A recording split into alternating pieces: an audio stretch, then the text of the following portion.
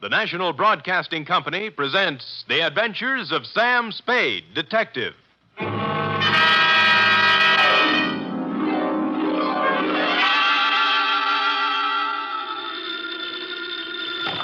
Sam Spade Detective Agency. Me, sweetheart. Sam!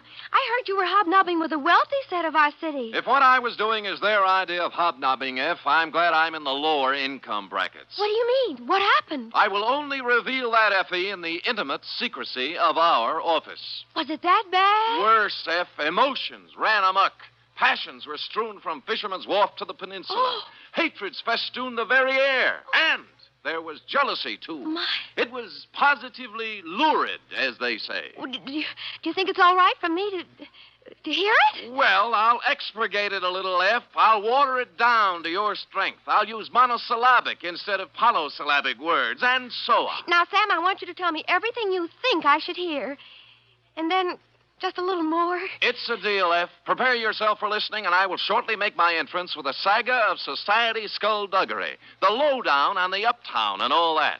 Now, if we need a name for it, why not call it the Vendetta Caper or the Revenge of Monte Kristoff?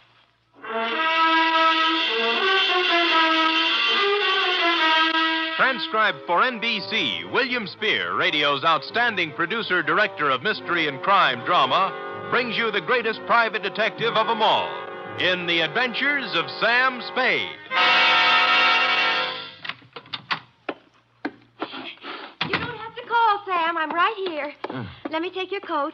Well, Effie, isn't this sufficient of you? Now, be quiet and give me your coat. All right. All right, thank you. Now, I've oiled your chair so it won't squeak. Sit down. Well, you make me feel like an emotional invalid, but it's wonderful. And here, Oh, will miracles never cease? a double. Well, It's 8-year-old stuff. I had Friskin's drugstore send it up. Applejack, it's called. Applejack. Well, what brought it on, F? Why this particular polishing of the Applejack? Well, Come on, out with it. no, I just thought, well, you've been working with the rich people, and maybe you were handsomely compensated. Hmm? And, my back salary? Uh. You're not mad, Sam? Well, as it happens, I did make a few dollars, and yours will be the first account settled. Oh, Sam! So, it wasn't me. It was the money all the time. No, Sam, no, I just... I accept your apology. To Lieutenant J.F. Randall, San Francisco Police Department, from Samuel Spade, license number 1375596. Subject, The Revenge of Monte Kristoff. Monte Cristo? Is this a historical drama? Kristoff. Kristoff. Oh. Monty. Monty. And it's still a historical drama. Dear Lieutenant, revenge is an old-fashioned motive, but when you get it raw and distilled, as in the Gosden affair, it's new all over again.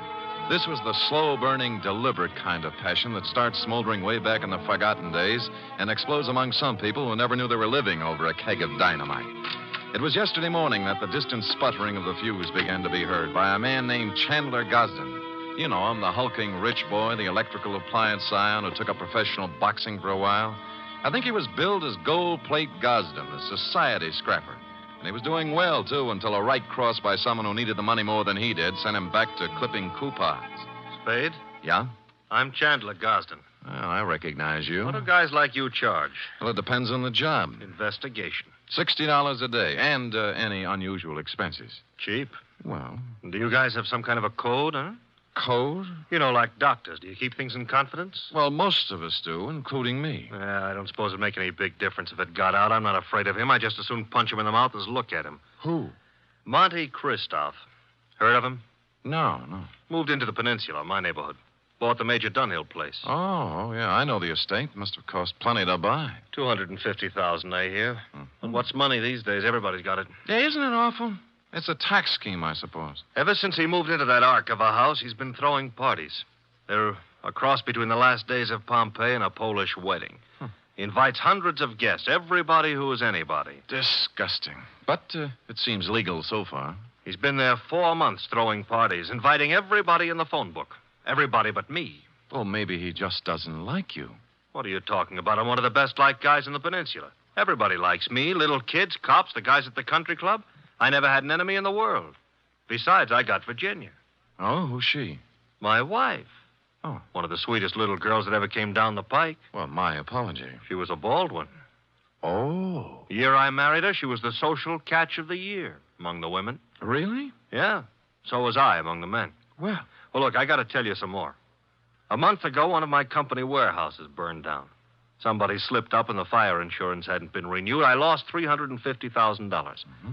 Guess who had lunch with my insurance man a week before the fire? Monte Kristoff. You got it. Next thing is, the rumor gets around that the Gosden Electrical Company is on the verge of bankruptcy. Well, of course it isn't. Absolutely not. Mm-hmm. A gossip columnist reports that I'm going to close up shop and beat it to South America with what dough is left. Then when the stock prices start dropping, somebody suddenly buys them up so fast they disappear overnight. Some corporation I never heard of called the Dantes Corporation. I see. And then all my friends start getting unfriendly. As soon as I show up, everybody stops talking. Act as if there's some big secret about me that I don't know. And they've all been to Monte Kristoff's parties lately. That's right. The week after he arrived in town, all these things started happening. Now, what I want to find out is why. I don't even know the guy, but he's making a big change in my life. Well, it sounds like you're entitled to know. I don't know how far I can get. The best I can do is find out who he is, where he comes from, who his friends are, all those things. Okay, you're hired. Now, find out everything about this Monte Kristoff. I got to know what's going on. I'm sorry, Chandler. I wasn't able to get here when you said. The traffic was absolutely unbelievable. Cars everywhere. They must be giving cars away these days. Everybody has one. I think we should get a helicopter. Mr. Spade, my wife, Ginny. Well, how do you do, Mrs. Gosden? Chan, I hope you haven't lost your head and blabbed everything to him. I told you these sort of men weren't trustworthy. I beg your pardon, madam? Look, Ginny, I told him, and he's a good guy. Well, if you just want to go around giving your life secrets Oh, away... shut up, will you? I'm the man of the house. Really? And I suppose I count for nothing? Oh, no, forget it. Spade, I'm depending on you. Don't let me down.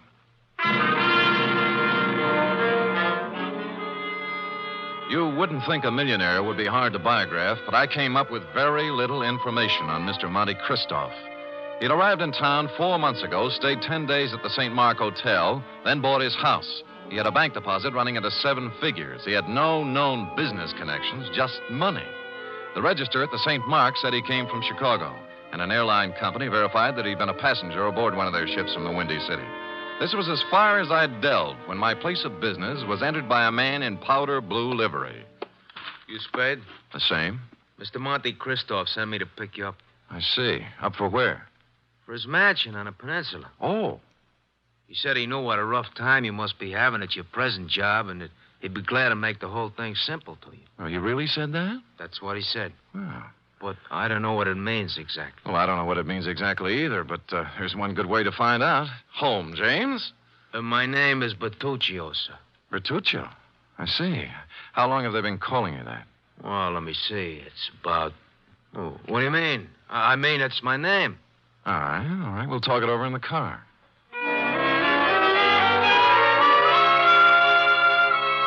The car was long and blue and smooth. I'm as democratic as the next guy, and I would just as soon have ridden up front with Bertuccio, but no, he wouldn't hear of it. I had to ride in a back seat with a window of bulletproof glass separating us. And thus we rode down to the peninsula. We glided down elm-shaded streets and finally through the gate of Monte Kristoff's estate. The driveway was lined with spring green poplars. The mansion door was opened by a rear admiral, and I was ushered in. I wouldn't want to say that the living room was large, but I coughed once, and it was a full minute before the echo came back. A door opened somewhere, and a tan, hard-bodied man walked in across the marble floor with an outstretched hand. It was tougher than whalebone. I appreciate your coming, Mr. Spade. Mr. Kristoff. Did you have a drink? Champagne, scotch, Irish, what? Oh, anything, whatever you like. Good. I figured you for rye. It's already ordered. Rye it is. Cigar? No, thanks. They're custom rolled Havanas, made expressly to my own taste. No, thanks anyway, but I have some beat-up cigarettes here, son. Well, try mine. The King of England, I did him a favor once. He ships them over. How is George? You drink, Mr. Spade. Oh, thank you, Bertuccio. Now, you've been investigating me, Yes. and you haven't found out anything. How'd you know, Mr. Kristoff? There was nothing to find out. Well, you read. I'll do you a service and save you time and money. Well, that's a handsome offer. I accept. I was born in Michigan to a prosperous lumber family. I went to Phillips Andover and Harvard. Well, Mark's fair. I served with the Army in the recent war. Major, military police, wounded twice. Parents died while I was in Italy. I inherited enormous lumber holdings, which I sold. Hence my bank account. I like San Francisco. Came here, settled down. Well, you're very kind, but I don't need all this I have more money than a man can spend in a lifetime. And by that, I don't mean to boast. It was an accident of birth. Yes. Now, Mr. Kristoff, I'm only trying to find out. I know what you're trying to find out. Chandler Gosden put you on my trail. Well, there's no need to deny it. And what would you take to get off my trail, Mr. Spade? Well? New car, a selection of fine liquor, a better job, cash? All rather enticing, but I'm afraid you've misjudged me, sir. I only work for one client at a time. Is there anything wrong with switching your allegiance? Well, I'm afraid it wouldn't be cricket. Is that the way they say it at Andover? Very well.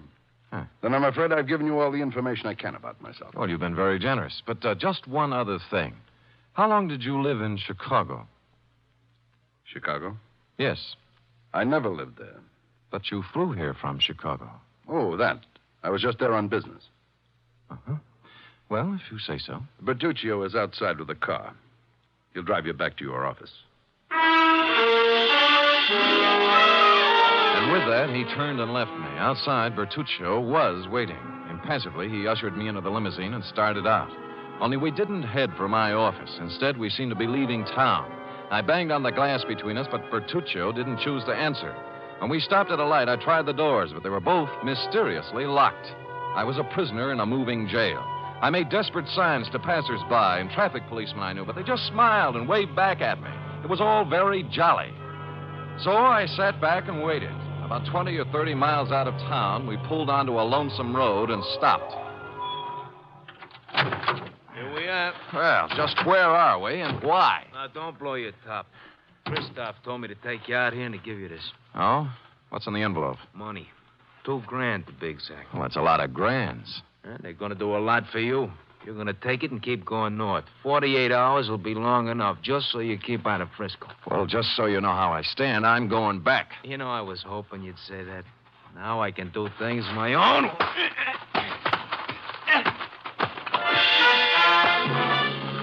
He pulled out a long black sap and started wielding it. The first cut just grazed my head and smashed into my shoulder. I blocked his second blow and moved in for some close work.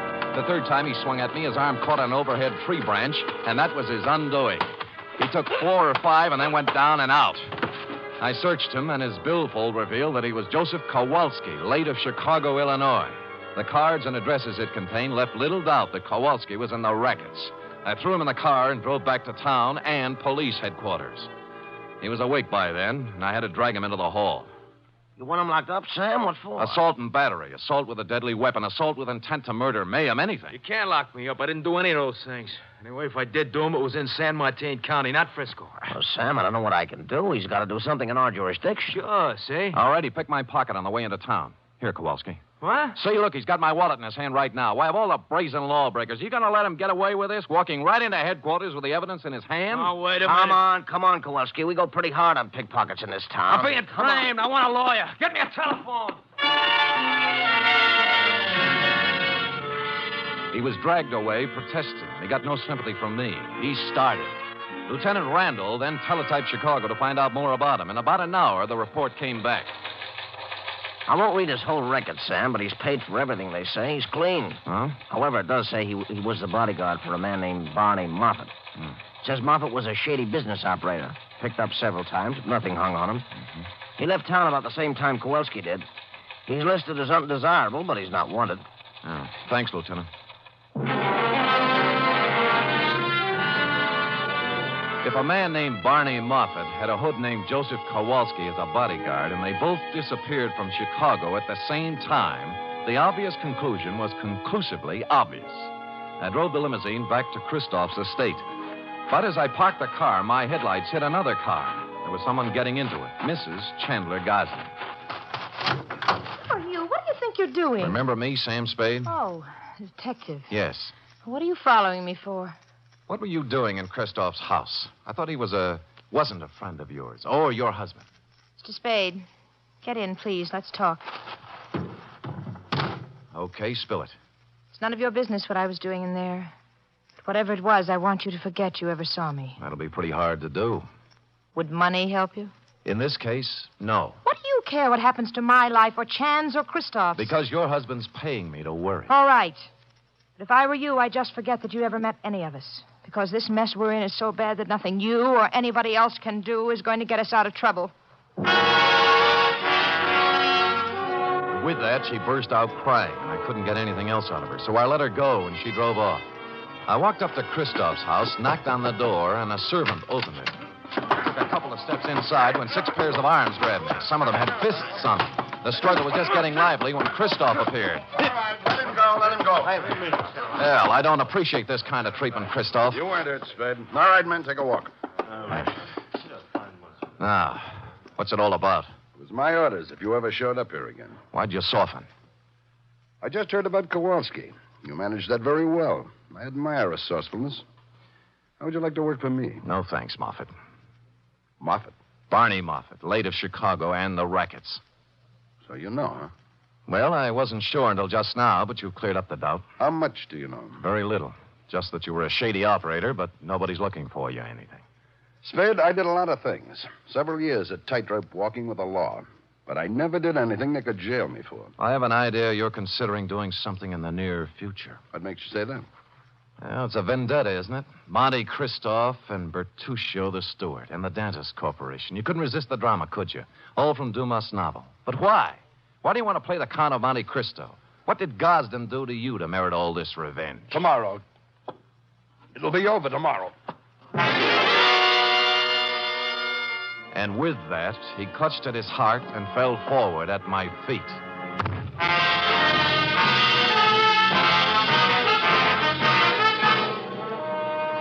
You are listening to the weekly adventure of radio's most famous detective, Sam Spade. And now back to the Vendetta Caper, or the Revenge of Monte Kristoff. Tonight's adventure with Sam Spade. I bent over and listened to his heart. It was okay. Monte Kristoff had just keeled over, apparently, from a crescendo of emotion. He blacked out. I didn't want to be held up by his henchmen, so I left the room and walked out of the house without calling anybody. I walked down the road, and good luck, there was an empty cab cruising along. At Chandler Gosden's, I found him pacing the living room in a state of physical and mental disorder. I told him what I knew. Vendetta? Why? I never heard of him. I never did anything to the man. Why would your wife go and see him? I don't know. Why don't you ask her? Because she hasn't been home all day, and here it is, 1 o'clock in the morning. She still isn't in. Tell me, is there something special happening tomorrow? Kristoff seemed to think that everything would be settled tomorrow. It's our annual corporation election, just a matter of form. I'm elected president. A few other people voted into office, always the same people. Well, then he must plan to swing the election his way. Maybe put you in office. Huh, got a fat chance of that. I don't care how much stock he buys. Ginny owns 10%. I own 41. That's 51%. If he bought 49% in the open market, that still wouldn't be enough. We could still outvote him. You're sure you've got the stock in your possession? Sure. I saw it last week when I was down in the vault looking for my birth certificate. Stupid me, forgot I don't have a birth certificate. Huh? No, that must be Edson, my lawyer. Called and said he had something on his mind. Chandler, I have bad news for you. It can wait. No, it can't. This is Sam Spade, Ralph Edson. How do you do? Spade. Now, Chan, listen to me. All right, what's biting you? Just this. We're liable to lose that election tomorrow. What are you talking about? We can't. I just found out that Monte Kristoff has 59% of the voting stock in Gosden Electric. 15? He can't have it. Oh, look, wait a minute. If my wife sold her stock, he could have 59, couldn't he? He could. Spade. Hmm? Are you positive you saw her coming out of Kristoff's house? I'm afraid I did. I'm going to find her. And if she sold any of her stock to Kristoff, I'll kill her. I tried to dissuade him, but he brushed me and the lawyer aside and ran out of the house.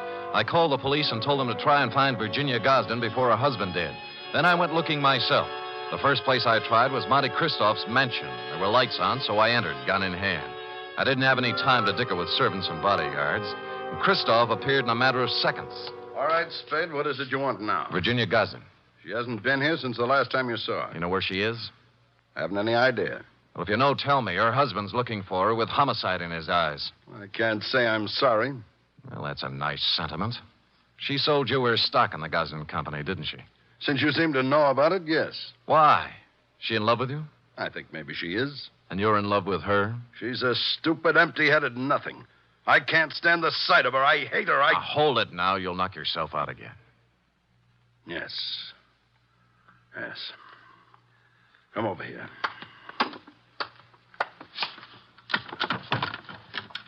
Take a good look at that. No, it's a pillow. An ordinary pillow. So? You notice how dirty it is? Yeah. Notice that it isn't even stuffed with feathers. They were too good. It's stuffed with dirty cotton rags. Well? My father's head was lying on that pillow when he died.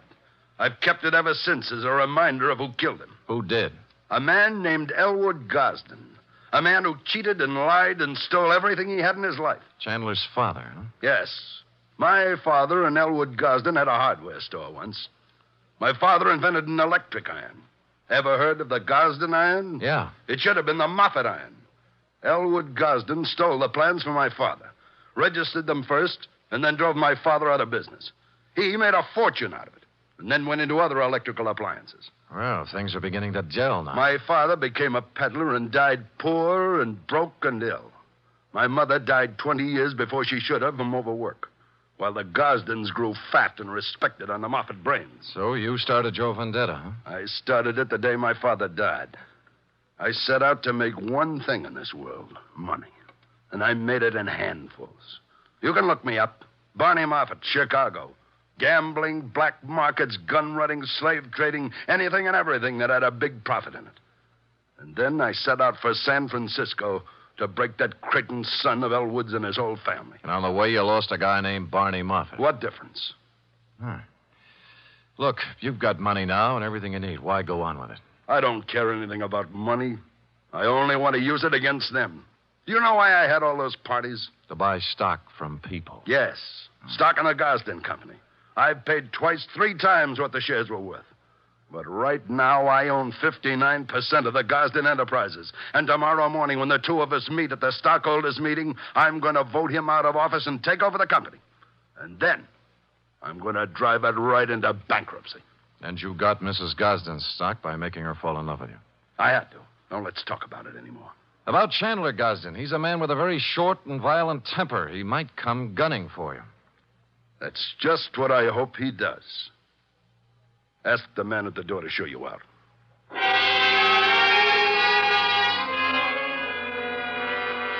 I spent most of the night trying to find Virginia Gosden with no luck. Chandler didn't return to his house, so I didn't know what he was up to. It was early the following day when I got my first report. Lieutenant Randall called me down to police headquarters. We found her, Spade. Dead or alive? Oh, about halfway in between. She was shot in the chest at close range. Gun right up against her. But she's still living. And what are her chances? Fair. Where'd you find her? In a walk-up apartment on Polk Street. It was registered to her. Looked like a love nest, a place where she met a boyfriend or something. No weapon. I see. I figure murder attempt. Her husband. We have a pickup on him right now, but so far he's vanished. Shame. Fine old San Francisco family. What do you know, Sam? Well, give me a free hand for a couple of hours, will you? Maybe I can do something for this fine old San Francisco family.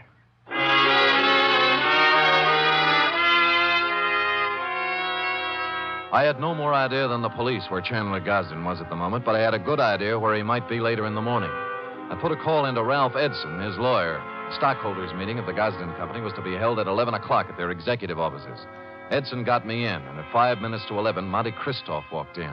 There were 3 of us. None of us spoke. We just sat around a long, polished table, alternately watching the clock and the door. At 11:03, the door opened. Chandler Gosden stood there, rumpled, red-eyed, vicious. He had a gun. The first man who moves is going to get a bullet right in the face. Chandler, for heaven's sake. Shut up. Is that the gun you tried to kill your wife with? It's the gun, but I didn't try to kill her. She did it herself because he drove her to it. Me? Yeah, you, Kristoff. You were meeting her in an apartment. Don't think I've been dumb. Put the gun away and let's get down to business. Are you kidding? I got the same gun she used on herself, and I'm going to use it on you. Well, stop talking and get it over with. You act as if you want me to do it. All right. Edson, Spade, clear out of here. Gosden, use your head. I said get out of here. Now go on. Okay, but don't take your eye off him. He's got a gun in his pocket. Don't worry, I won't. You were working for him. Working for him all along. Everybody was. No, now listen to me. He wanted you to kill him. He doesn't care about himself. He just wanted you to be put away for murder. Spade, this is our affair, not yours. Now, look, both of you shut up and listen. This is a tough thing to try to settle something that's been boiling up in you, Moffat, ever since you can remember. You spent all of your grown-up life trying to get back at the wrong man. It appealed to some ironical sense of yours to carry out the Monte Cristo revenge story. Now, let me ask you this. You remember all about Monte Cristo and how he ruined the people who had ruined his life and how his father died heartbroken. But do you remember the end of that book? Go on. He found that he couldn't bring himself to revenge the wrongdoings of families on their innocent children. That reads good in a book, but I don't feel that way. Well, maybe you will when you hear this. What? This man right here that you've spent 20 years getting ready to ruin is not even a Gosden. Huh? What? He's an adopted son. Mr. Elwood Spade, Gosden adopted him from an Oakland orphanage on October 11th, 1907. I got the records to prove it this morning. I don't believe it. I would have known. Mr. Edson, you've always been the family lawyer. Isn't this true? It was a long chance that Edson would play along with it. But to bring it off, it needed the final clincher. Lawyer Edson looked at me, then looked at Chandler Gosden. He gulped and licked his lips. It's true. It's true, Chandler. Adopted? Your father never wanted you to know. Chandler didn't move. He just stood there stunned. But Barney Moffat sank down into a chair and buried his head in his hands. Edson and I looked at each other and waited. And finally, Kristoff looked up and spoke. Start the meeting. Mr. Edson? I hereby declare the annual stockholders' meeting of the Gosden Company open. Mr. Gosden? I don't care what happens now. I bow to the majority stockholder. Oh. Mr. Kristoff... I beg your pardon, Mr. Moffat? As the majority stockholder, I vote that the chairmanship of the Gosden Electrical Corporation remain as it has for the past 20 years with Chandler Gosden.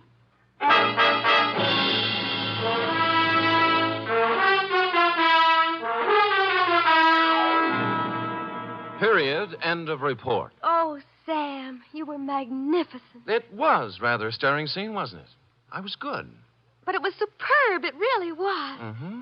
Did he sign over the stock and everything? Oh, he did indeed. Oh. Sam, do you think the world will ever get to a time when everybody has all he wants? And instead of trying to get more, everybody spends his time just trying to enjoy life? Well, you know best, Effie. Do you really believe that, Sam? Well, you've got to believe something. It's better than nothing. I guess. I have a theory, too, Sam. Well, spout it out. Well, if everybody in the world picks somebody else to be nice to, there'll never be any more trouble anywhere. How do you figure that? Well, before you can be nice to somebody, you have to think nice thoughts, see? And once you start thinking nice thoughts, well, you can see how silly the bad ones are. Effie, come here. You know, I might just put you up as a candidate for a chair of philosophy at Columbia. Oh, Sam. I know who you picked out to be nice to. Me. True. And I picked you. Good night, Sam. Good night, sweetheart.